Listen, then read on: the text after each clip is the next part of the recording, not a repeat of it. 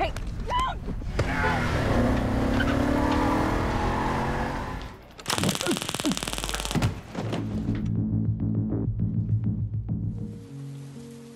Terkadang dunia ini memang terlihat gak adil. Di saat kamu udah berusaha sekuat mungkin, tapi ada saatnya kamu harus tetap mengalah bahkan terjatuh sampai takut untuk bangun lagi.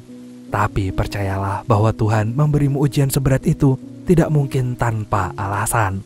Meskipun pada akhirnya kamu harus menghadapi permasalahan hidup, maka ketahuilah bahwa itu adalah cara Tuhan menjadikanmu orang yang kuat. Jadi tetap semangat buat kamu yang lagi berjuang. Selamat nonton dan selamat beristirahat.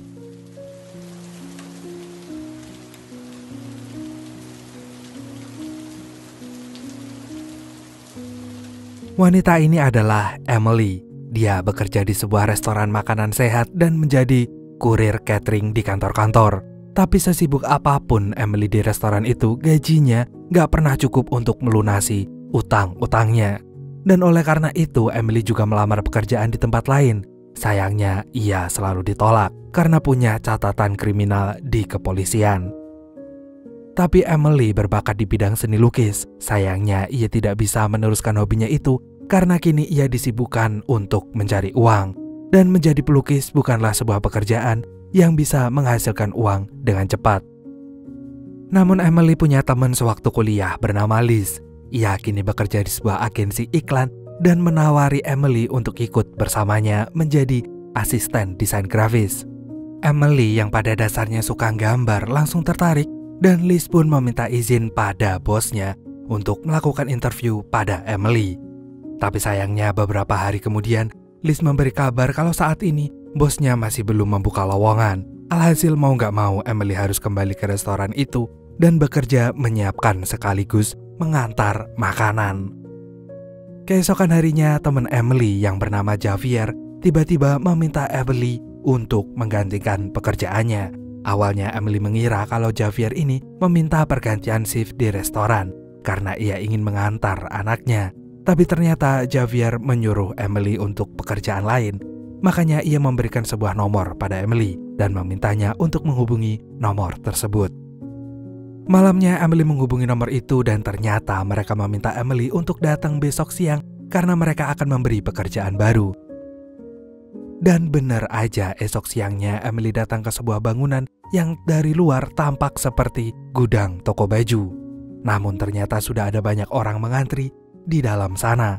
Dan Emily berkata bahwa ia diberitahu oleh temannya yang bernama Javier. Setelah itu Emily diminta berfoto untuk kartu identitas dan kemudian barulah Joseph yang merupakan bos dari pekerjaan ini memberikan arahan pada orang-orang termasuk pada Emily. Ternyata pekerjaan ini adalah penipuan kartu ATM. Semua orang yang ada di sana akan diberi tugas oleh Joseph untuk membeli barang-barang elektronik seperti televisi, tablet, HP, dan lain sebagainya.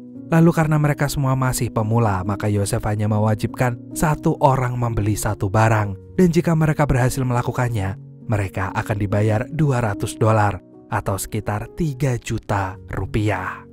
Sejak pengarahan ini, Joseph sudah memberi peringatan pada orang-orang untuk berhati-hati dan jangan sampai terlihat mencurigakan. Tapi di sisi lain, mereka juga harus bertindak cepat karena dalam waktu kurang dari 1 jam, pihak toko akan menyadari kalau pembelian itu ternyata melalui kartu ATM palsu. Jika ada orang yang ragu, Joseph menyarankan supaya mereka langsung pergi sekarang. Awalnya Emily merasa ragu karena namanya sendiri sudah tercatat sebagai kriminal di kantor polisi. Seandainya ia juga ketahuan terlibat dalam pencurian ini, maka ia akan masuk penjara lagi dan itu akan membuatnya semakin sulit mendapatkan pekerjaan. Namun Joseph menjamin bahwa semua orang yang ada di sini tidak akan ketahuan selama mereka bisa mengerjakannya dengan baik. Karena mereka tidak hanya dibekali kartu ATM palsu, tapi juga kartu identitas palsu. Setelah itu, Emily pun berangkat ke toko elektronik untuk membeli TV. Meskipun awalnya dia merasa takut dan ragu, tapi akhirnya ia berhasil melakukannya dan mendapat bayaran $200. Kemudian Joseph pun memberikan tugas baru yang akan dikerjakan esok harinya. bahkan dengan jumlah uang yang lebih besar karena mereka akan membeli barang yang lebih berharga dibandingkan sebelumnya. Yosef pun berjanji akan memberi kabar besok jam 1 siang, sekaligus membelikannya ponsel baru untuk komunikasi.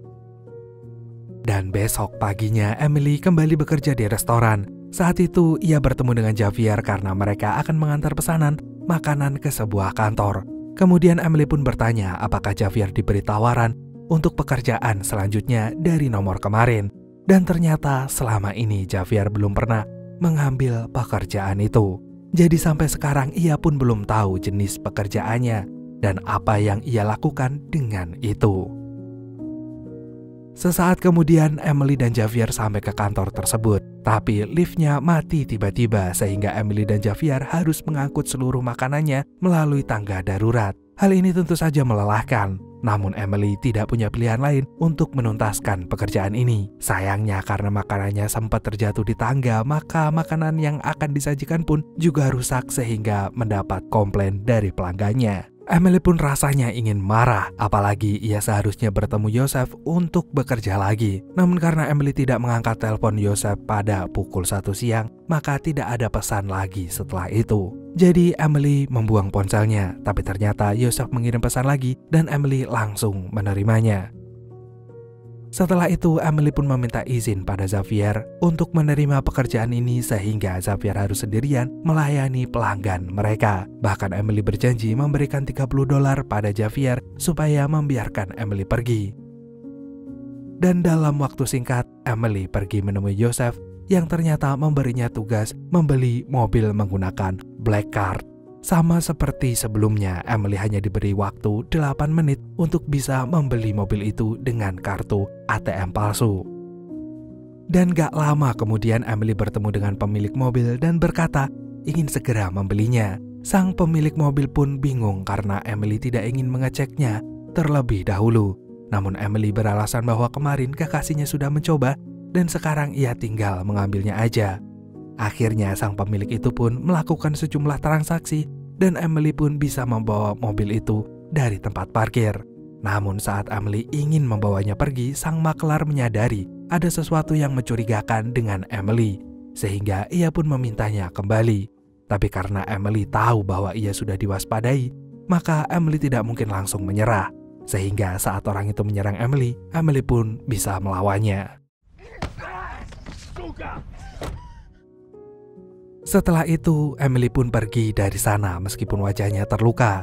Lalu begitu sampai di tempat Yosef, Emily pun marah-marah karena ia tidak diberi peringatan seberapa bahaya tempat itu. Maka ia langsung menagih bayarannya sebesar $2.000 atau sekitar 30 juta rupiah. Yosef pun merasa khawatir dengan keadaan Emily. Maka ia pun berusaha menolong Emily, bahkan mengantar Emily pulang dan mengobati lukanya. Di sini akhirnya Yosef mulai mempercayai Emily.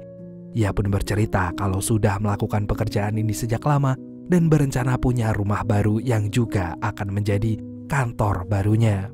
Sedangkan Emily malah minta diajari membuat kartu ATM palsu dan mengajak Yosef bekerja sama supaya mereka bisa membagi keuntungannya berdua.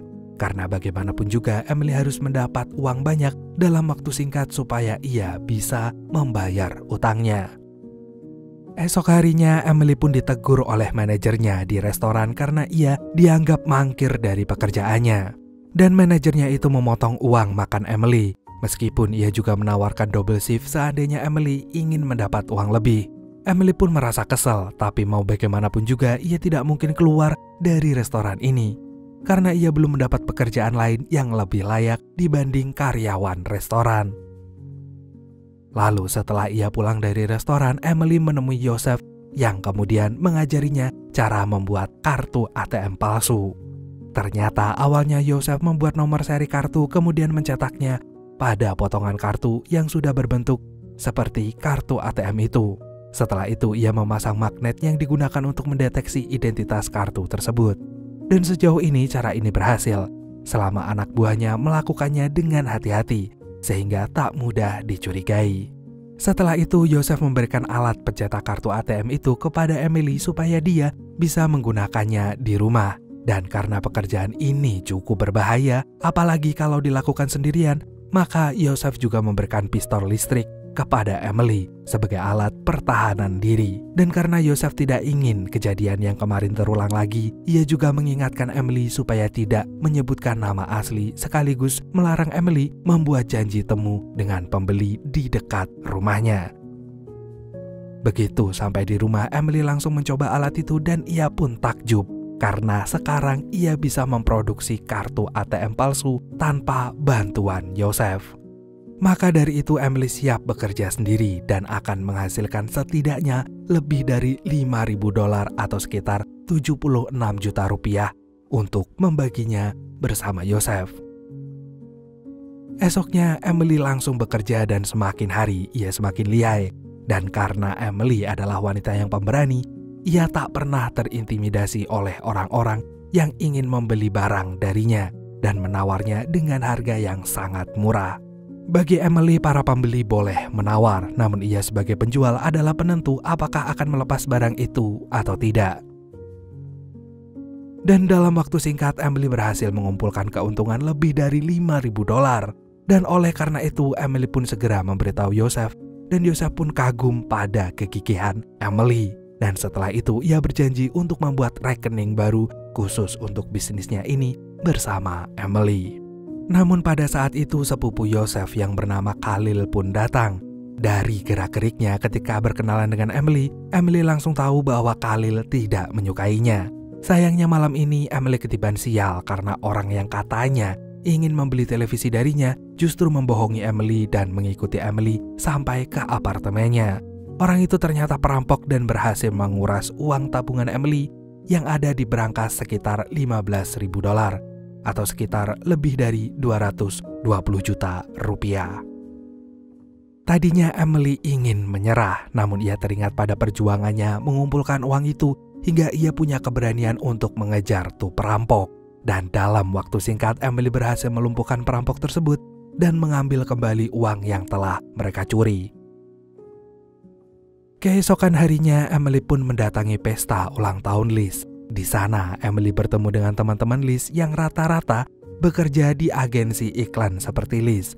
Liz sendiri juga mengenalkan Emily sebagai teman SMA-nya dan punya bakat melukis yang tinggi. Akan tetapi, Emily sebenarnya tidak nyaman berada di tengah keramaian ini sehingga ia meminta Yosef datang menemaninya. Ternyata Yosef memang datang dan ia berperan sebagai pacar pura-puranya Emily. Ya tentu saja Yosef mau melakukan itu karena ternyata ia menyukai Emily. Pada saat pesta itu berlangsung, Liz memberitahu Emily bahwa sekarang bosnya telah membuka kesempatan untuk mencari asisten desain yang baru. Maka Liz berjanji akan mengajak Emily ke kantornya dan melakukan interview supaya Emily bisa bekerja di bidang seni sesuai dengan passionnya. Esok harinya, Yosef mengajak Emily melihat rumah barunya. Tapi ternyata uang itu belum lunas karena Yosef baru membayar uang mukanya aja. Namun dengan penghasilan mereka yang sekarang, Yosef yakin kalau sebentar lagi ia bisa memiliki rumah itu seutuhnya.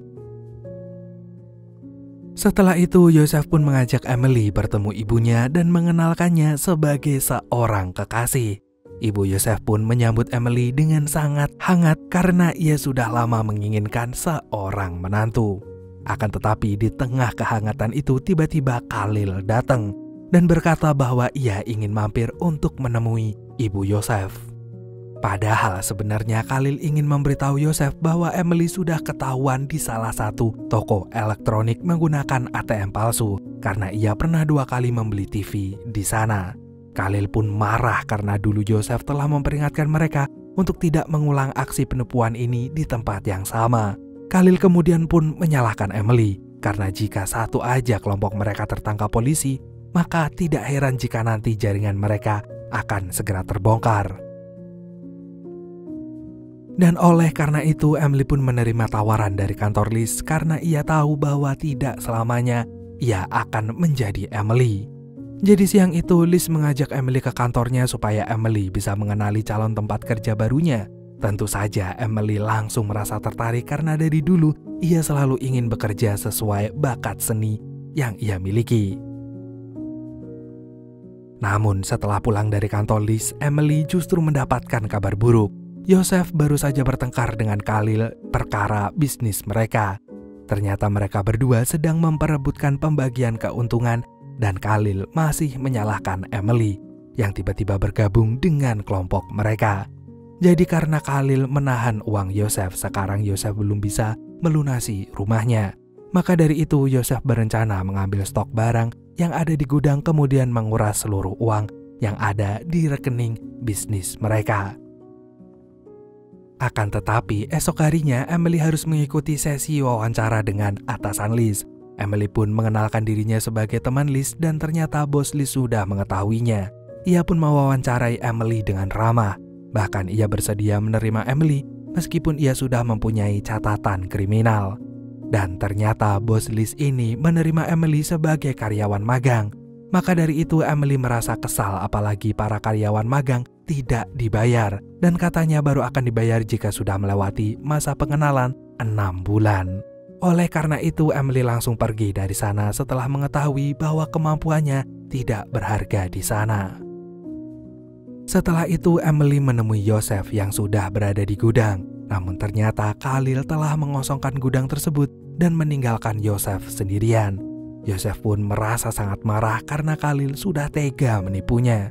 Akhirnya Emily mengajak Yosef untuk menemui Khalil supaya Yosef bisa memperjuangkan haknya. Karena di sini Yosef tidak sepenuhnya salah dan ia seharusnya masih mendapat bagian atas kerja kerasnya selama ini. Maka dari itu Emily membangkitkan keberanian Yosef supaya Khalil tidak akan berbuat semaunya lagi kepada mereka. Malamnya Emily dan Yosef berangkat menuju apartemen Khalil yang ia huni bersama teman-temannya yang lain. Awalnya Emily datang sendiri dan pura-pura mengantarkan pesanan makanan. Kebetulan saat itu teman Khalil yang membukakan pintu dan ia terlihat ragu saat bertemu dengan Emily. Namun pada kesempatan inilah Emily langsung menyerang orang tersebut yang kemudian dibantu oleh Yosef. Dan setelah itu Yosef langsung membajak ponsel orang tersebut dan meminta teman-teman yang lain untuk menemuinya di bar. Kemudian tak perlu waktu lama teman-teman Khalil pun mempercayai isi pesan kiriman oleh Yosef itu sehingga mereka pun keluar dari rumah. Maka disinilah Yosef menutup pintu rumah itu dan hanya menyisakan Khalil yang katanya masih berada di kamar. Tapi sebenarnya tujuan Emily dan Yosef ke sana bukanlah mencari Khalil, melainkan mencuri uangnya Khalil. Maka dari itu Emily dan Yosef menelusuri kamar Khalil yang ternyata kosong. Tadinya mereka mengira Khalil sedang mandi, namun dugaan mereka salah dan sialnya Khalil telah mengetahui kedatangan mereka. Karena Khalil berhasil memukul Yosef dengan keras, maka Yosef pun pingsan. Sedangkan kini ganti Emily yang terdesak karena Khalil menyerangnya.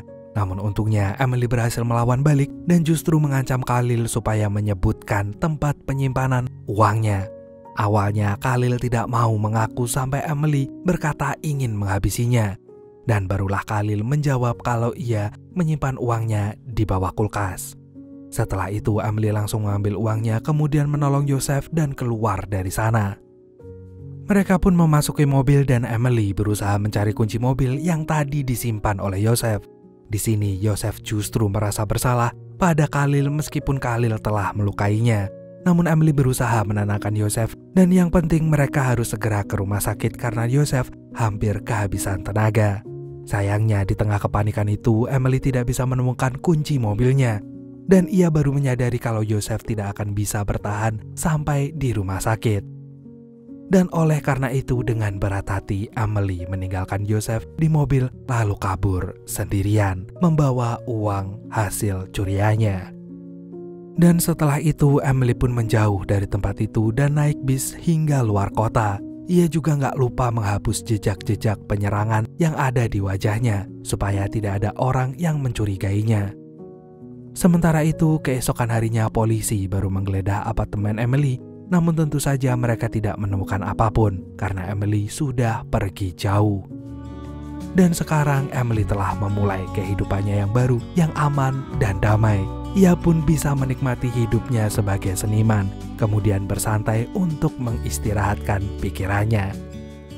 Dan untuk melanjutkan hidupnya, Emily sekarang mulai mengumpulkan warga lokal dan memberi tawaran jika mereka bisa menghasilkan $200 dalam waktu 1 jam, yaitu dengan melakukan penipuan kartu ATM, persis seperti apa yang ia lakukan dulu bersama Yosef. That I won't let you go.